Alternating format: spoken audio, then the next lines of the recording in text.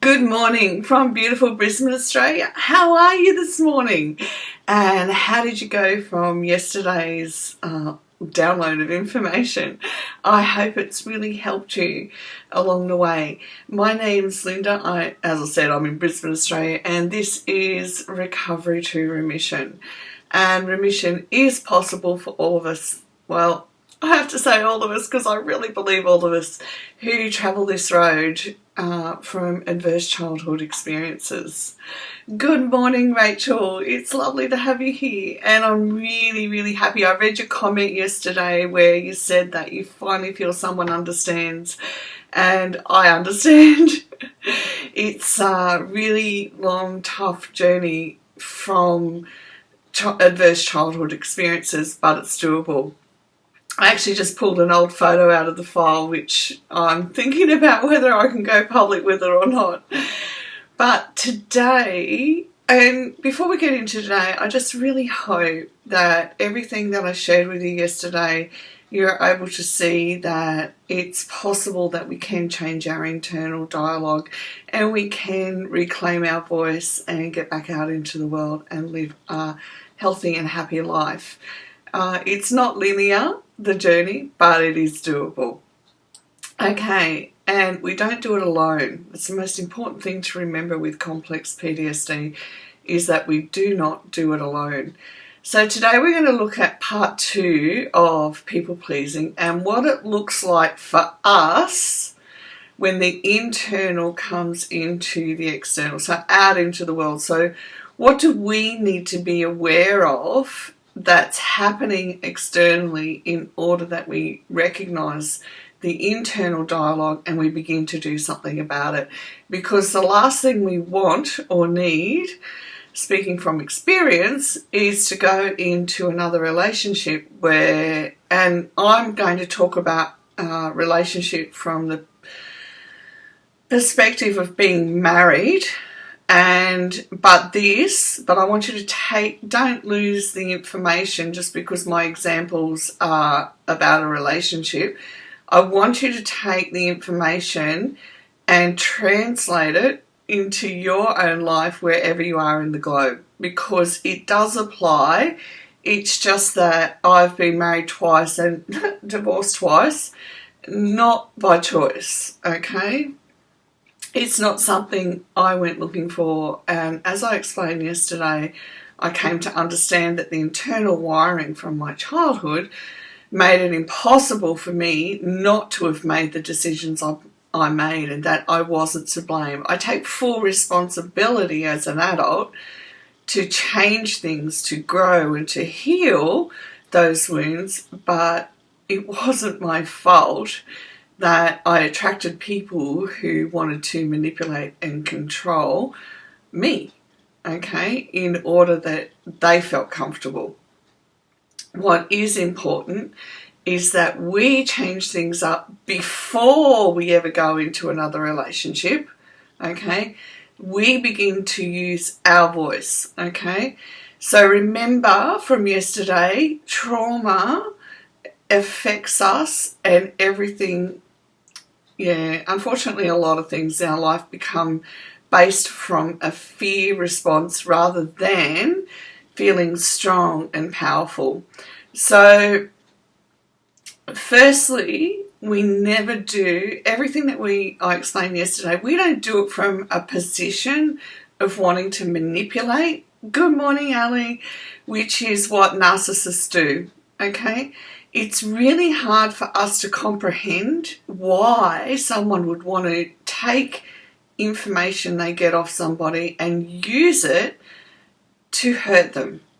Yeah, it still is mind-boggling to me, and I had to do a lot of work to wrap my head around it. And I mean a lot of work and a lot of reading to understand that these people set out with an intent to take everything from you, because we are strong, kind, loving, compassionate individuals, even though and we would never want to hurt a soul, all right?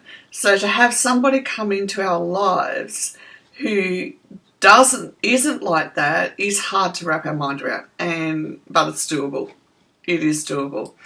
Now, what we want to be able to do is recognise when we're in relationship with someone, whether it's a relationship as in, boyfriend, girlfriend, whatever, or work relationship or friendship, whatever the relationship, anything to do with family, we want to be able to recognise that when we're interacting with them, if we're making ourselves smaller, okay, if we're silencing ourselves, all right, just to make somebody else feel better or feel okay or make sure they feel happy. Just see the list from yesterday. And we want to recognise when we're punishing ourselves, all right? So that inner critic, we want to be able to say, oh my goodness, that's what I was doing in that relationship. And it's in relationship that we begin to recognise the inner dialogue that is happening within us. We definitely need to choose to teach ourselves how to use our voice, how to speak up.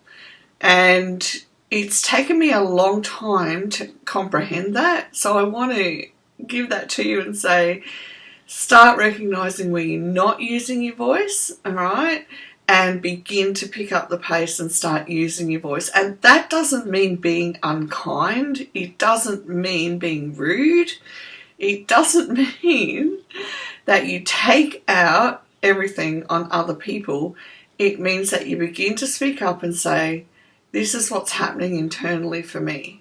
And there's a big difference, okay? And I need to be able to work through that in relationship with other people. I did try and do that with the people that I was married to, but it just wasn't successful because they had their own wounds as well, which they didn't want to address. We need to take up and be responsible for teaching ourselves to say no, all right? Because we will say yes to everyone and everything to keep everyone happy, all right? We're people pleasing. And the first time I heard that I could say no to someone, I was like floored, like, really? Does this happen? And now I'm at the point where obviously I'm speaking out in the world and I have people come at me, and I'm just at that stage now where I'm like, and I've been through hell on earth. And I don't say this disrespectfully. It's like, well, if that's all you've got, then used to say that everything's my fault. That's okay, you can do that. But I'm happy. I'm not the one lashing out. It takes a lot of work to be in a place in our own heart and soul where we're full to overflowing. So we recognise that even when people are pointing a finger at us and saying, you're the one with the problem, we go, okay.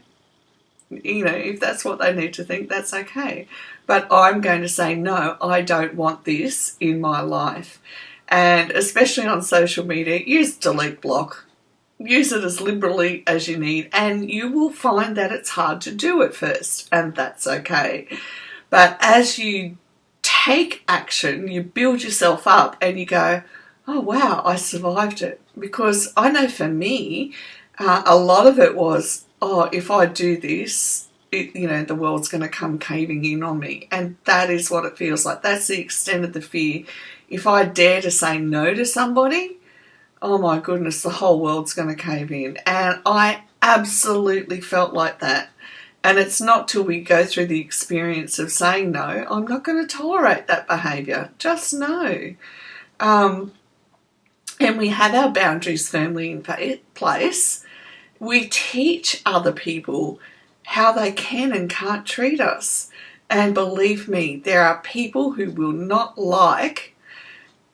they won't like you standing up and saying, no, you can't you don't actually say, no, you can't treat me that way, but you say no to them, that I'm not going to be involved in people who create drama, okay, anymore. I walked away from a lot of people, family included, because their only object was to keep creating drama and to keep talking about other people in the family, and I won't do it. I just will not be involved in drama, And I will not be involved with people whose only conversation is to talk about other people and not in a good way. All right. I have the oldest relative that's still alive in my family, to the best of my knowledge. Years ago, I visited them, and their only conversation at their advanced age back then was to tear down a little 8-year-old girl because she dared to wear a bikini and she wasn't slim, shall we say. And, had a whole conversation with their other sibling about how, they should be wearing a full piece. The kid's out having fun, enjoying themselves. And I'm like, oh my goodness. We drove away from their house the next morning and I just cried. I'm like, that's brutal. I said, never again. Never, ever, ever again. And people will not like it that you say no and that you're not going to tolerate that. If we can't be kind in our own families, what's happening what are you going to do outside in the rest of the world? My goodness. Anyhow, enough rant for today, but I hope you really understand how deep we have to be willing to say no. We're not going to tolerate that level of treatment about other people. All right, talking about other people like that is just, anyhow, I was pretty emotional, as you can imagine. So saying no takes bravery. It's a level of courage that we've never been taught or seen. And while some families are bonded together by love and that sort of situation would mean nothing, for me, it wasn't about being bonded together by love at all. It was, that's just not on, because it wasn't just an isolated incident. So we can love them, but we can also walk away and say, no, I don't want that level of just very unkind attitudes in my life. And it's made me see that it's been handed down for generations as well, and we need to be the ones responsible to stop it. Hi, Nashone. Yeah, I have no doubt this experience goes worldwide, and it's just that we don't hear about it. Like, we don't talk about our families or our friends, and we want to be around people who are pursuing the best life. And I don't mean that you have to have this flashy life, just our best heart-centered life, okay? It's like I put the post up on my page yesterday about that beautiful girl in Holland who the professionals at 17 years of age gave her assisted suicide. And it turns out the more that the people in the group dug, she didn't get all the help that she could have got. And I'm just like, we need to be having our heart filled to overflowing, so we want to make a change in the world wherever we are, not be worried about talking about dragging people down, behind closed doors. Not on. Anyhow, so teaching ourselves to say no is absolutely paramount to our healing journey. I want you to research what healthy boundaries look like and begin to use them, all right? And use them with the people who love you. And for me, I did this with my adult children because I definitely needed to do that as they got into adulthood for two reasons. One, they needed to go off and be their own person. And two, I needed to adjust to the fact that they were adults, and they needed to know that they couldn't just come and interrupt my life at a whim. But communication helps with it. So don't just put a boundary in place. Communicate what's happening when there's change. Rachel says, I have taken all the negative people off Facebook and Instagram. It doesn't help anyone as well as being horrible. That's right. That's exactly right. Just say no. I do, and we even had an incident in group this morning. I just said no. Like, you don't get to turn up and start attacking people and lashing out at people. Like, ask questions, communicate. But anyhow, that's a whole other chat show. And I have done videos on boundaries. So if you need one, let me know. We will find what works. And there's also a book called Boundaries by Drs. Cloud and Townsend, and that is brilliant because it explains that boundaries aren't just about saying no, all right? It's about the whole... Sorry, my brain just went swish because I'm thinking about 5 different things at the moment. It's about the whole dynamics in a relationship, okay? And it's about having it go back and forth. It's not about cut and dried, no, put a wall up at all. Okay, so learn. Ask questions. Ask tons of questions. Recognize people who don't respect boundaries and run in the opposite direction.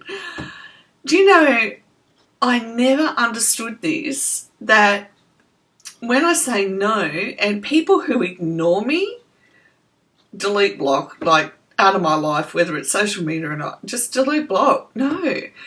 And you find this, and I'll make you laugh this morning, you find this, for me, with men on social media. They'll contact me and say, oh, hi, I saw your profile, this, and this, and I'll say, how can I help you? Because it's my business that's online.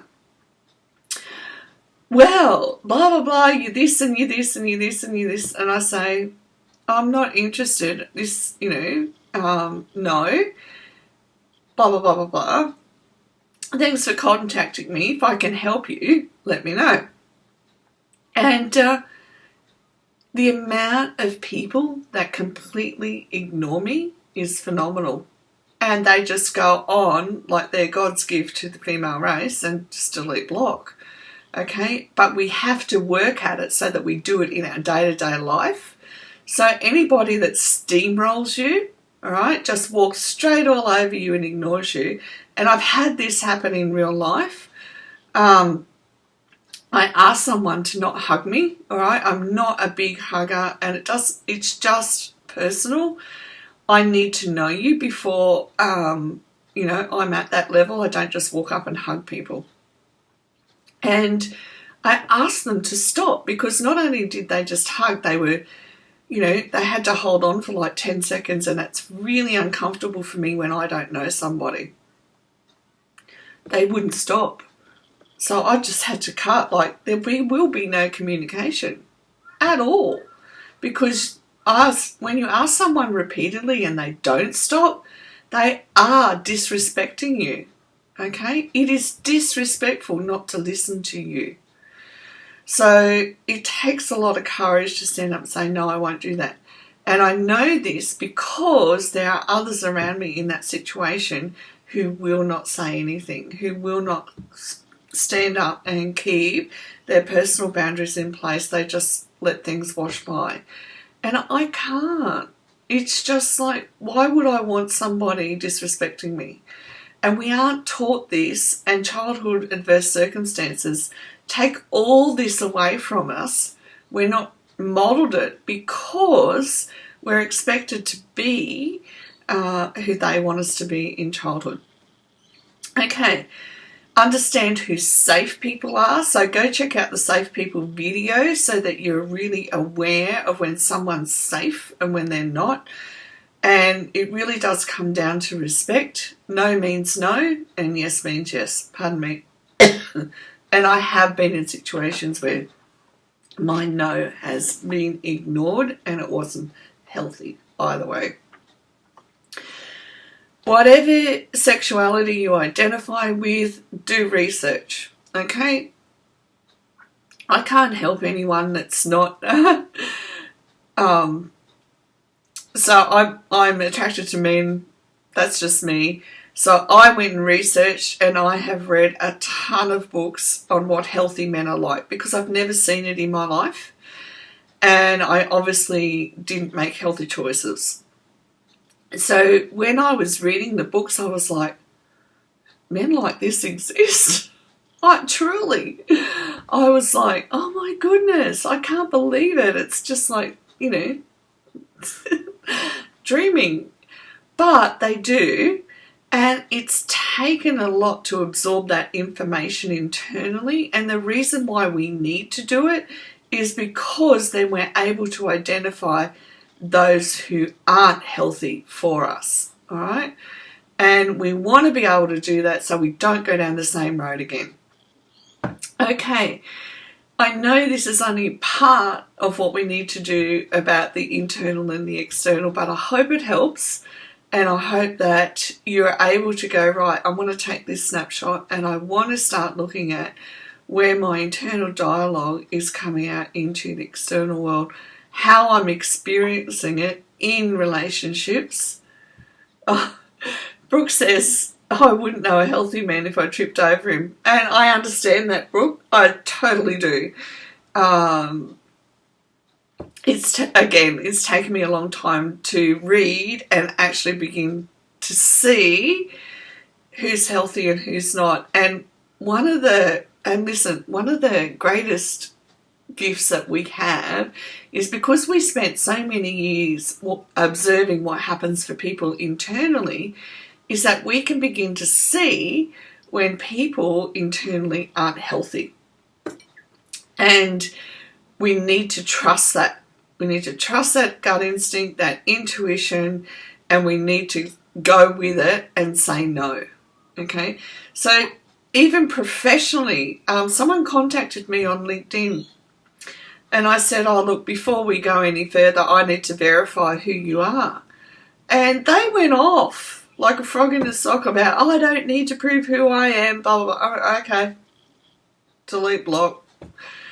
There are millions, there are billions of people in the world who are healthy, and we need to continue to grow and heal at a level so that we know who they are and who they aren't. And we say no to those people who are not emotionally healthy. And believe me, there's a whole raft of them running around the world that really believe they are too. We do have to do our internal work.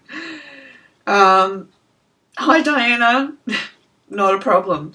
Okay, so all of that bundled together means that we do our work, we use the external circumstances not to shut down, so we don't say, oh, you know, I don't have a friend, I don't have this, I don't have that. You say, okay, so what's the external world showing me? What do I want? And what is, just pick one of these things that I need to learn about so that I can feel that I can go and start new relationships, whatever they are. And even at work, we can learn to navigate relationships at work in a lot more effectively as well.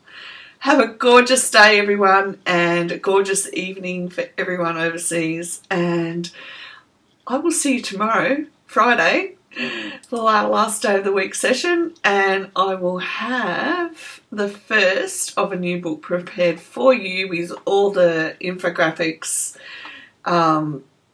information, links to videos, and questions that you can ask yourself and reflect on so that you can take it into your day-to-day life and continue to grow and learn.